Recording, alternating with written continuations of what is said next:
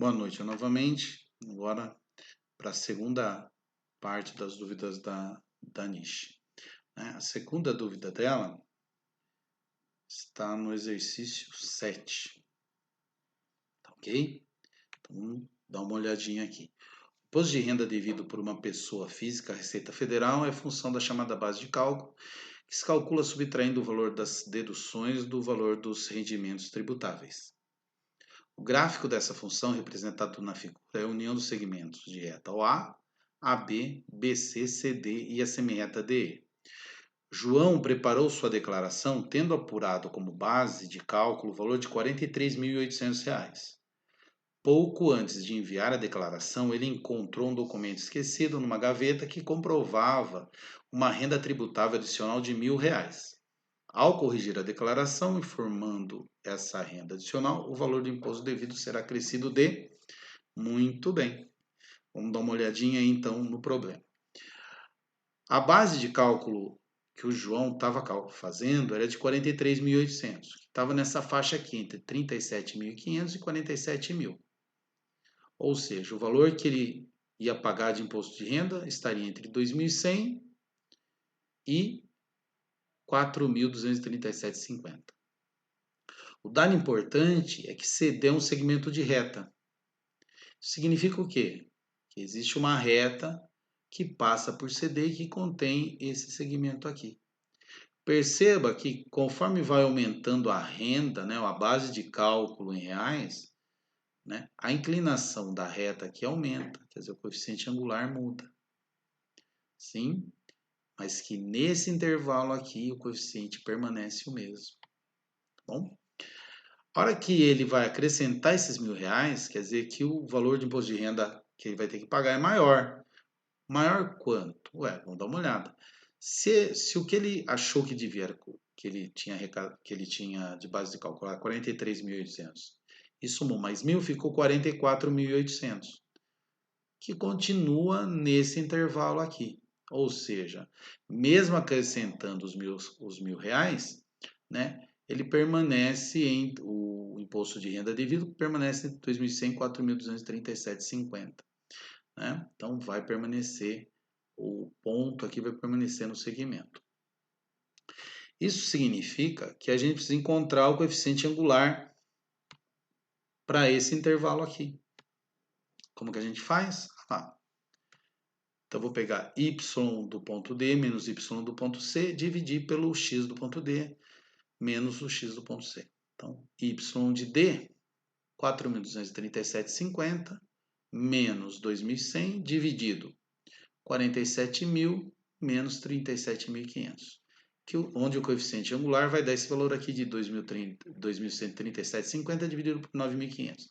Agora, lembram-se, vocês se lembram o que é o coeficiente angular? Né? O coeficiente angular dá o que para a gente? Para cada unidade que eu desloco na abscissa, é esse tantinho que eu vou deslocar na ordenada. Ou seja, nesse caso, para cada real que aumenta na minha base de cálculo, é esse tanto em reais que vai aumentar o meu imposto devido. Como ele vai aumentar em R$ 1.000, né, como a base de cálculo está aumentando em R$ 1.000, o que eu estou devendo vai aumentar quanto?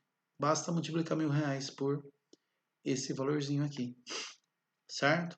Lá. 1.000 vezes o coeficiente angular vai ficar 1.000 vezes 2.137,50 dividido por 9.500, ou seja, 2.137.500 dividido por 9.500, que dá R$ 225. Portanto, letra C é a alternativa correta. Tá ok? Aproveitar aqui e ir para o próximo. Para a próxima dúvida da Nishi, que é o exercício 8. Exercício 8 diz o que para a gente? Que essa circunferência aqui, que é dada pela equação x ao quadrado mais y ao quadrado menos 4x menos 4y mais 4 é igual a zero, é tangente aos eixos coordenados x e y nos pontos A e B conforme a figura. Vamos relembrar algumas coisas? Se B está na reta tangente e BC é um raio, significa que BC é perpendicular ao eixo. A mesma coisa aqui, CA é raio, como A né, o ponto de tangência, CA forma um ângulo de 90 com essa reta aqui. Então, isso daqui mede o raio, isso daqui também mede o raio. Como aqui eu tenho um ângulo de 90, aqui eu tenho um ângulo de 90, aqui eu tenho um ângulo de 90, o ângulo formado aqui só pode ser 90. Então, essa figura é um quadrado, certo? Onde aqui mede o raio, aqui mede o raio, raio, e os ângulos internos são todos de 90 graus. Bom, importante isso aí. Vamos guardar bem isso, essa informação. O segmento MN é paralelo ao segmento AB e contém o centro C. Opa! Então, MN é o diâmetro da circunferência. Tá ok? É correto afirmar que a área da região achurada vale. Então, a gente quer a área dessa região aqui. Nós percebemos que a gente tem aqui um ângulo de 90 graus. Portanto, a gente tem um triângulo retângulo aqui, ó. E além disso é isósceles. Eu sei que aqui mede o raio, aqui mede o raio. Então, se eu pegar, somar a área desse triângulo retângulo com a área desse arco mais a área desse outro arco, eu tenho a área achurada. Tá ok? Então, a primeira coisa que eu vou fazer, encontrar o raio, quanto mede esse raio aqui. E para isso, eu vou usar o método de completar quadrados, né? Então, vamos lá. Eu tenho a equação da circunferência, que está aqui. Só vou reescrevê-la de um jeito diferente. Olha lá. X ao quadrado está aqui. Eu escrevi dessa forma. Tá bom? Menos 4x, menos 2 vezes x vezes 2. Y ao quadrado, continua aqui y ao quadrado. Menos 4y, menos 2 vezes y vezes 2. No lugar do 4, coloquei 2 ao quadrado aqui. Tá ok? Ah lá, x ao quadrado menos 2x vezes 2 mais... Opa, cadê esse... Professor, o senhor aumentou um 2 quadrado aqui. Não tem problema, lembra? Adicionei 2 ao quadrado aqui, vou adicionar 2 ao quadrado do outro lado da igualdade. 0 mais 2 ao quadrado, 2 ao quadrado. Né? O resto ficou tudo igual.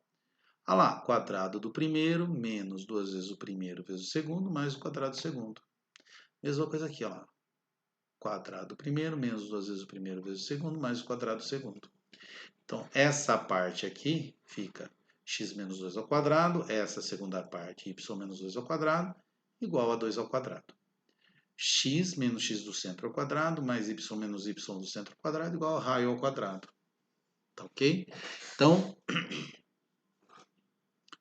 2 é o raio daquela nossa circunferência. Então, a gente já sabe quanto que é o raio da circunferência.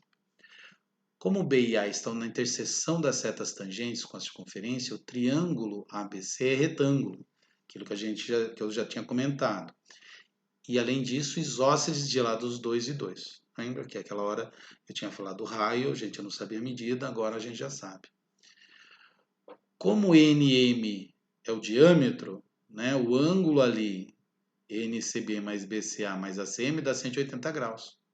Como a gente sabe que esse ângulo aqui é de 90, a gente tem que NCB mais ACM dá 90 graus. Ou seja, a soma desses dois arcos aqui dá 1/4 da circunferência. Tá ok? Logo, a área achurada é dada pela soma da área do triângulo ABC com a área de 1/4 da circunferência dada pela equação da circunferência. Área do triângulo. Base vezes altura dividido por 2. Área da circunferência, πr ao quadrado. Só que aqui eu dividi por 4, por quê? Porque como 90 graus é 1/4 de 360, então é 1/4 da área da circunferência. BC mede 2, AC mede 2, o raio mede 2. Só fazer a continha aqui, 2 vezes 2, 4. 4 dividido por 2, 2. O raio aqui é 2, 2 ao quadrado, 4. Π vezes 4 dividido por 4, π. Tá bom? Então, a área daquela região achurada é 2 mais π. Alternativa correta, 2 mais π. Mesma coisa que π mais 2. Alternativa correta, a letra B. Espero ter tirado as dúvidas aí da colega Nishi. Se mais alguém tiver outras dúvidas, é só escrever lá no e-mail. Estou à disposição de vocês. Não precisa, lembrando novamente, não precisa ser só das listas ou dos simulados. Qualquer dúvida que vocês... Ah, professor, estou estudando para o vestibular, essa questãozinha aqui, tem como o senhor tirar dúvida para a gente? É só postar lá no meu e-mail, eu volto aqui e tiro a dúvida de vocês, tá bom? Bom trabalho a todos, uma boa noite, espero aí agradecer a Nishi novamente, né, por essas dúvidas, espero que todo mundo tenha ficado satisfeito aí, né? Qualquer coisa, estou à disposição. Grande abraço a todos.